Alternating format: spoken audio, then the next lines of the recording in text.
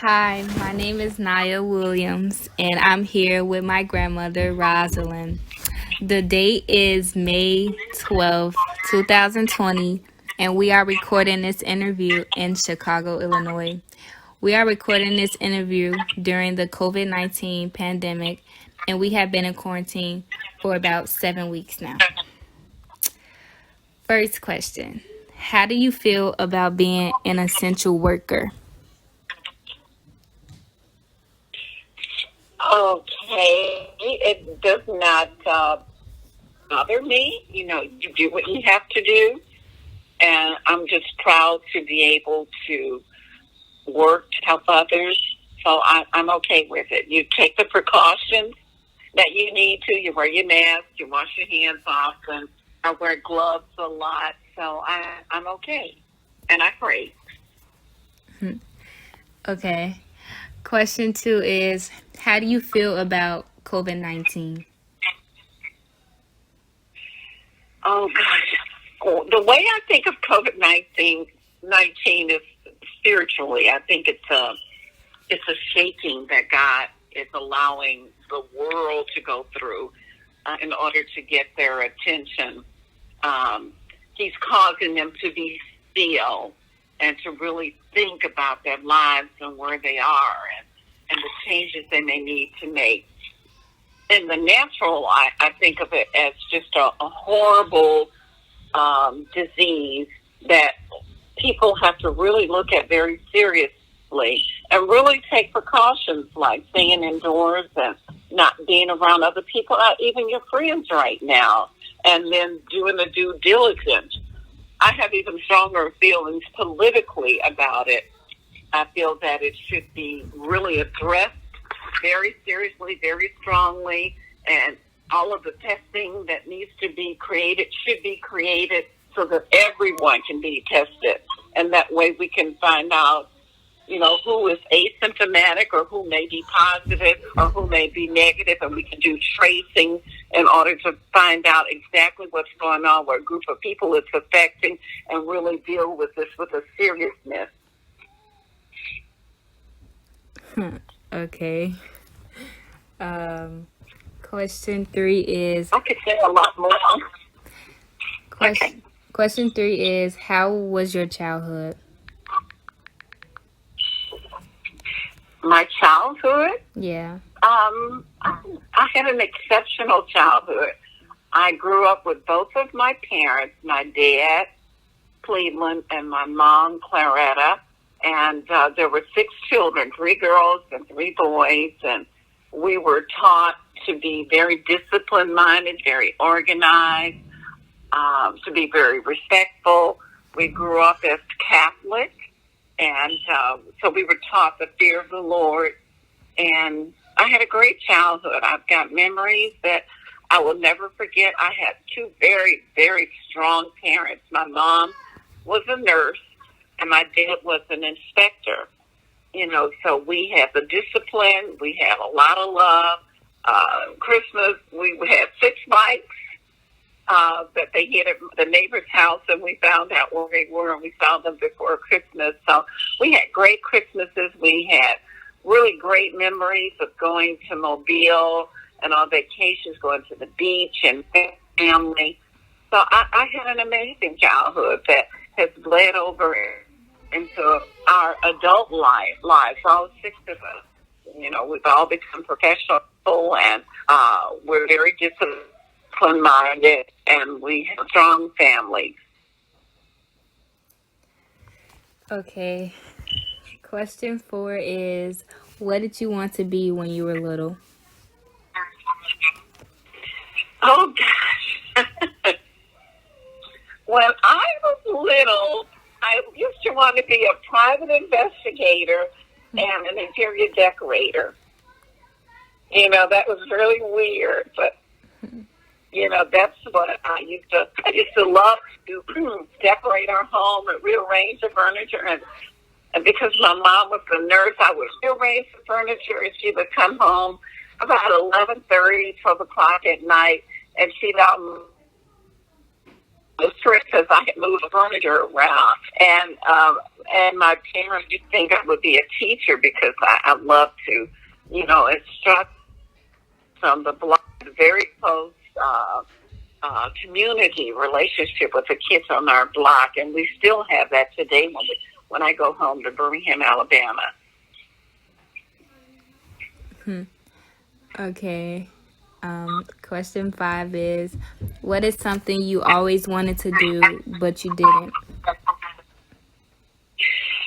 Okay, I wanted to be a nurse like my mom, and I went to apply for the nursing school, and I was accepted. But as I began to, to think about it more, just the thought of people being cut or shot or seeing blood or, giving shots like a phlebotomist would do was more than I could really do. So I ended up doing social work and helping people in a different way, not as a nurse, but in terms of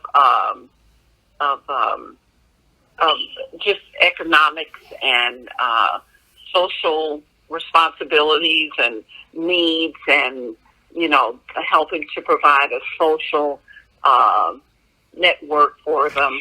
So I did it in a different way. But I used to want to be a nurse. And I came from a family of nurses. My mom and Kathy, Gert, Merlati. There were 4 nurses in the family. So we had a strong history of health care. And so I never did that, but that was what I wanted to do.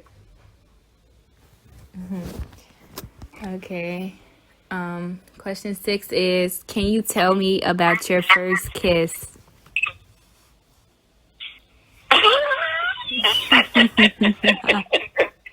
That is so funny. Yeah, I remember my first kiss. I was in the 2nd grade, and there was this little boy. I've never forgotten his name. His name was Jonathan Jones, and his father had some political position. And anyway, Jonathan liked me, so one day he kissed me. And the next day I was promoted to the 3rd grade. I was only in the 2nd grade for a week, and then I was promoted to 3rd grade. So I left my first kiss and my first romantic interest, and I went to 3rd grade. Okay. Question 7 is, when you first found out that you would be a parent, how did you feel? Oh my God. It was shocking. I believe that you should really plan to become a parent. I think you should take your time, and you should, as a female, you should go to school, you should get a degree, you should develop a career, you should travel and save money and maybe buy a home or a condo, or you should be established, and then you should walk into love, not fall into love. A lot of people make a mistake. They fall in love. I believe you should walk in love, and that requires dating and getting to know a person. And dating is meant to collect data to find out, what that person is like, truly what they're like, not what they show you initially. But I became a parent, and I was 16 years old when I graduated from high school. I went to college, and I was very shy, and my parents never let us go a lot of places. So, I wasn't streetwise. I was just taught to be a good girl. And anyway, I became pregnant. And when I left college and I went home, and my father did not talk to me for 2 weeks, he was so disappointed. But in the end, he grew to love that baby so much.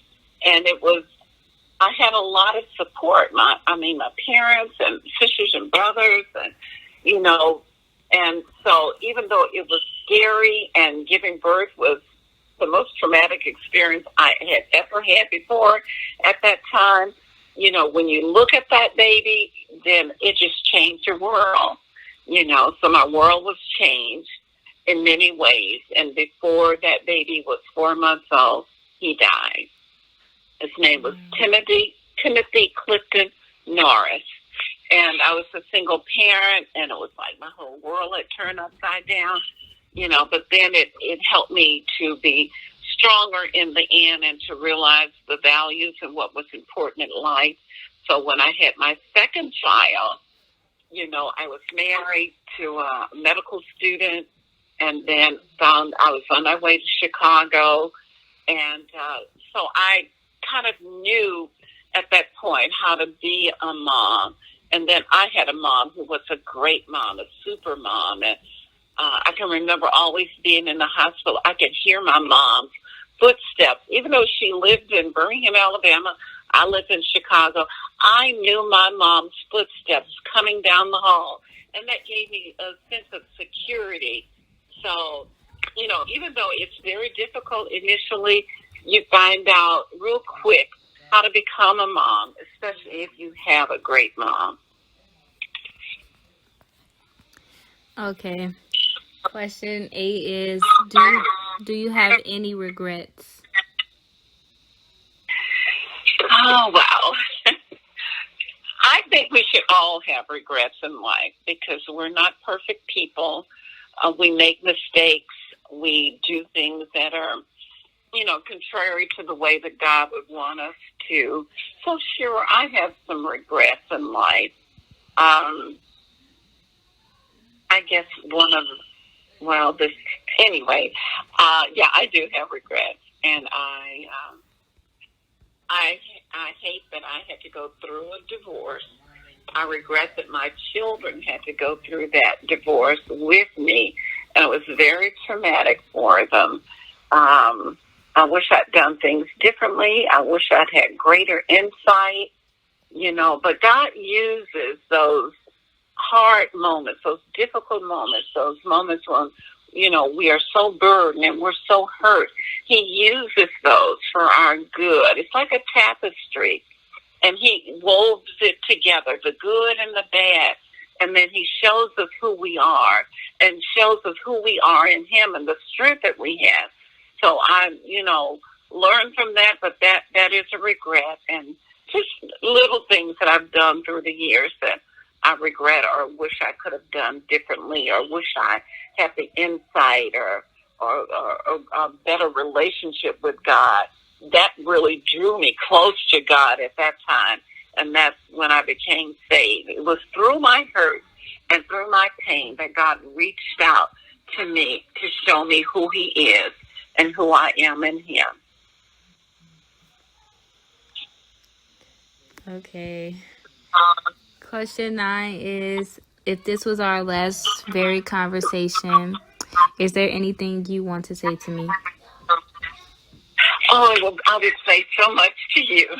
But I guess what I say to my kids, you're the child of my child, so you're my grandbaby, But what I say to my children is that your mom is not a perfect person. I strive every day for perfection, but I fall short, and I tell them the best gift that I can give to them, and I tell you the same thing.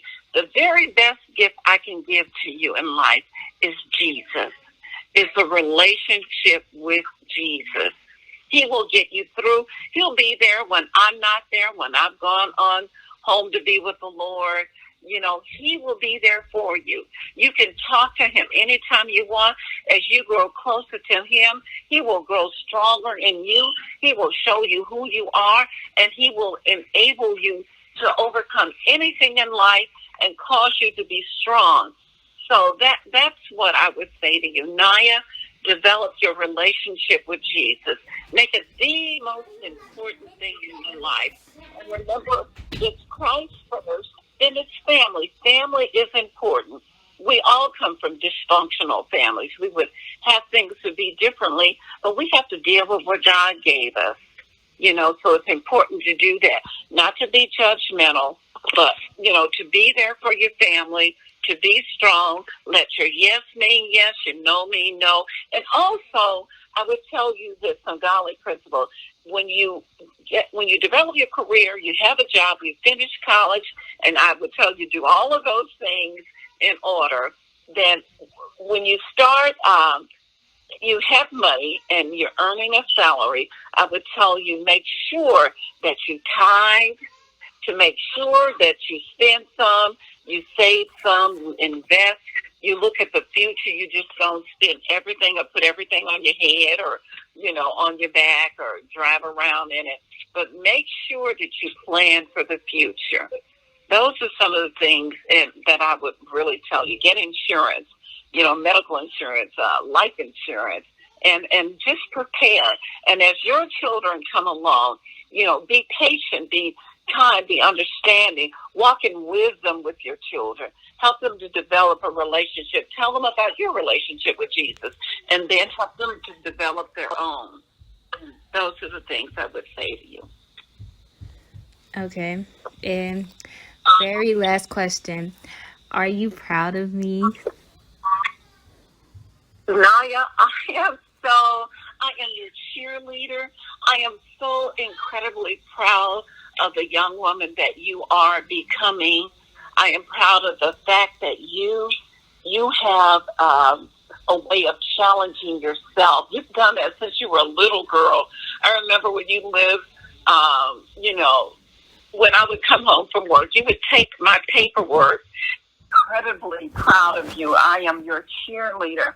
I am so amazed at the young lady that you have become and how you challenge yourself, to do even greater things. And you're taking honors courses and how you've always ranked second out of your class as a freshman and now as a sophomore, and how you tackled the Western Golf Association summer program. First time really being away from home, and how you're learning to drive and you're becoming this amazing young lady. And I guess the most important thing is that you're the whole package. If you can hold on to that and hold on to God, you're going places. You're going to accomplish things.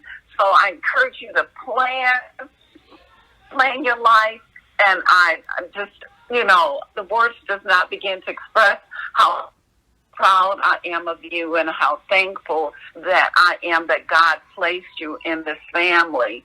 I'm grateful for your dad, grateful for your mom, so yes, I'm incredibly proud of you. You're the whole package.